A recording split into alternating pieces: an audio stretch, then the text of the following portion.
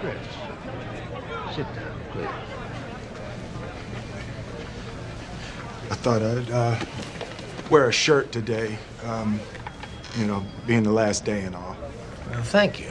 Thank you. We appreciate that. But, wear one tomorrow, though, okay? Because tomorrow's going to be your first day. If you'd like to work here as a broker. Would you like that, Chris? Yes, sir. Good. We couldn't be happier. So, welcome. Was it as easy as it looked? No, sir. No, sir, it wasn't. Well, good luck, Chris. Thank you. Thank you. Okay, sir. Oh, Chris. I almost forgot. Thank you.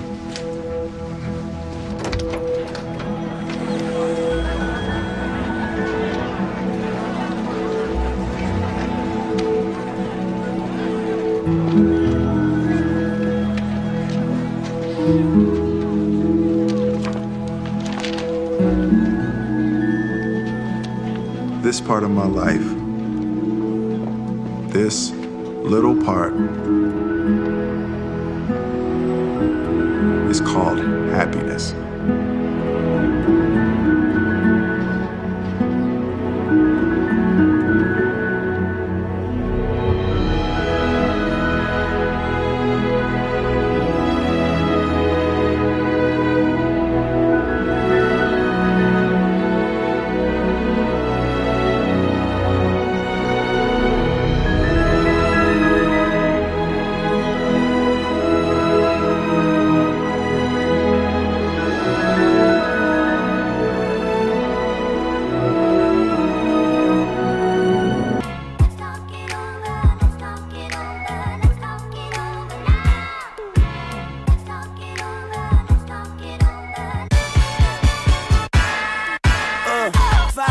On her finger, got her hand smitten. But everybody get a ring, even Scottie Pippen. Everybody got a thing, but I guess mine isn't. With my vision, so I just sits in my Lamborghini, let my top 5 with me. Kick back and get high with me. Alright, let's talk about happiness. So, happiness is subjective.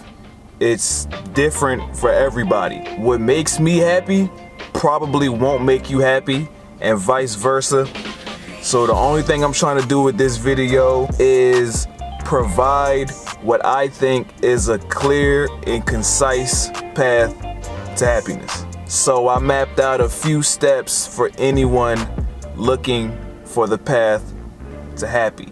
First step, stop making comparisons. I know it's easier said than done, but once you stop making comparisons, you'll find more time to focus on yourself. Comparing and essentially competing are both detractors of happiness. You add unnecessary stresses to your life when you're constantly comparing yours to another's. People always seem to forget that we're all on different paths. And especially now with social media, we're more connected than ever, so we all see kind of what everybody's doing all at the same time in real time. We see people who are walking different paths in life. We see people at different stages of success, and we can't help but compare where we're at to where they're at, even though they might have had a head start. More times than not, we follow celebrities or honestly just people who we think are doing better than us. So just by logging in and scrolling down your timeline, you instantly start to compare your life to another's. I think one of the best ways to start, or rather stop making comparisons, is to disconnect from everybody else and reconnect with yourself. If you've seen any of my other videos, you know I'm a huge proponent for self-help, and that's big to me because I really don't believe that people understand how strong we are as individuals, but it's kind of locked away because we don't work on ourselves as much as we should. So just by making certain choices, like sometimes instead of going out with your friends or your homies, just take a step back, sit back, you know what I mean, read a book, read a self-help book, or, you know what I'm saying, instead of scrolling through social media all day, just take some time to, I don't know, meditate or something like that. Little things like that will help you build towards being comfortable with yourself and understanding that it's not all about what other people are doing, or it's not all about other people. It can also be about you. I feel like little things like that you can do daily or weekly. Anytime you find time to do it, I think it'll help you make that step towards not comparing yourself to other people. And also remember that the more focus you put on yourself is less focus you put on other people. Now, number 2 is having a passion. This is probably the most important one. Having a passion is, to me, what life is really all about. It's finding a specific task, a specific activity that you find the most joy in. That's amazing. That's beautiful. Having a passion makes life's rough patches worth it. Like, you feel like no matter how bad things can get, there's always a certain thing, an activity that you can do that you know will bring you immense joy and happiness. There's no suffering in your passion. There's no sad in your passion. It's honestly the most pure and happy thing you can do on this earth, because it's something you enjoy to do. It's you at your core. It's like, I don't know, it's like being a kid all over again, and still being and being ignorant to the world around you, and just feeling and just doing what you feel and doing what makes you feel good. That's what having a passion or finding your purpose or doing things that make you happy, that's what that does for you. For me, most people will probably think camera work is my passion. And don't get me wrong, I enjoy making videos, and I enjoy editing and shooting and all of that stuff, even taking pictures. I enjoy that stuff, but it's not my passion. It's a tool for my passion. My real passion is this right here. It's talking. And I know that may sound crazy to people who know of me, because I don't talk that much in their presence. But people who know me and people who are constantly around me, they know I can really talk for days. It's just I don't do small talk. If we talking about some real shit, I'm here for all that. I love talking about real shit, and that's my passion, is just talking about things. I'm gonna say things that matter. You know what I'm saying? They matter to me, but I just feel like it's so much interesting things to talk about. I don't want to waste my time talking about how's the weather or some bullshit sports team or something like that. I want to talk about, like, yo, how does the mind work? I want to talk about just things that invoke real feelings and real emotions, and that are just dope to me, for real. I would say the best way to find your passion is to explore different avenues. Try new hobbies, try different hobbies, try walking down different paths you haven't walked. You never know what you'll like or even what you'll be good at until you try it. You know what I'm saying? It may seem silly to do, but hey, if you're good at it and if it makes you happy, I say continue to do it. At least try it. You never know, that might be your call, and that might be what you're meant to do. Having and finding a passion is only half the battle. You have to find an outlet for your passion. Like doing this YouTube channel, even though, you know what I'm saying, I don't even though I'm not that big on it, or I'm not, you know, I don't have that many people following me or subscribing to me, it still, for me, it still feels good to create something and then watch it come to life and be able to put it in a space to where if you want to see it, you can see it. If I didn't have an outlet, not having an outlet, it just leaves everything all in your head and stuff like that. And I don't think that's good. I think if you enjoy something, you should get it out. You should be able to express it and find a good, meaningful outlet to do that. If it's dancing, Go find a dance studio. Go join a dance competition. If it's rapping, get in the booth, man. Make a song and record it. Put it on SoundCloud. Let people hear it. If it's poetry, yo, go to a poetry reading and, you know what I mean? Let them know you nice with them bars. Whatever it is, whatever your passion is, it's great that you found it, and I'm happy that you found it, but you have to find an outlet for it too.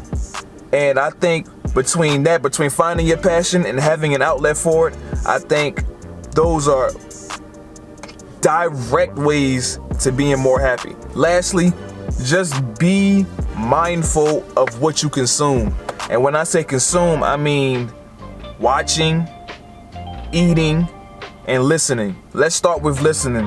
Whether it's music or people, just be mindful of what you're listening to. As humans, as people, we soak up energy, whether it be negative or positive. Try being around a negative person all of the time. You feed off of that, so you're gonna be negative too, because it seems like we mirror each other and we match each other's energies. So you being around a negative person to give you negative emotions and negative feelings and you give off negative energy. The same way with positive. If you're around positive people, you give off positive energy, positive vibes, and you feel positive emotions. As far as listening to music, it goes without saying music is powerful, man, especially for me. Music can make you laugh, it can make you cry, it can make you happy, it can make you sad. So why not choose happier music? For me, I think you should just find a balance between that gangsta ass NBA YoungBoy music. Balance that kind of music out with some 2000s R&B, and I think you'll be straight. Or in my case, I balance it out with Taylor Swift. So I'm not saying anything is wrong with listening to, you know what I'm saying, gangsta, violent music. I'm not saying there's anything wrong with it. I'm just saying for balance in what you listen to, because music invokes different emotions. This should go without saying, but I'm gonna say it anyway. Be careful or be mindful of what you watch. I remember back in probably 2009, 2010, every day I would come home from school, I would go on World Star and I would watch World Star. This is before World Star even had the whole fight compilation videos that they have now. I would go up there and I would just watch, and it would put a damper on my mood just consuming all of the BS that they posted. But the content was so entertaining that I kept going back to it, even though it didn't make me feel as positive as I would like to feel. So one day I decided to just cut it off cold turkey, and that was about like 5-6 years ago, and I haven't been on worldstarhiphop.com in about 5 or 6 years. And I can't give you no statistic or tell you that, yeah, from then till now I feel a whole lot better, but I know that it's just better for me. It's just better not consuming all of that negativity. The same thing with Facebook, man. It's crazy. To anybody who shared that video of the Nipsey Hussle shooting, you a bitch ass nigga, straight up, period. That kind of shit, man, it's just bad for your spirit. Watching someone lose their life or watching people get savagely beaten, man, it's just not good, man. It's not healthy, in my opinion. I'm good on that, bro. Y'all can keep all that, man. I don't need all that. Also, be mindful of what you eat. Now, I'm not here to tell you about what foods you shouldn't eat. That's not my place. But just be mindful of the food that you put into your body. Remember that food is supposed to give you energy. It's supposed to be nourishment for the body. So if you feel sleepy after you eat, or you got the itis, you should not be putting that into your body.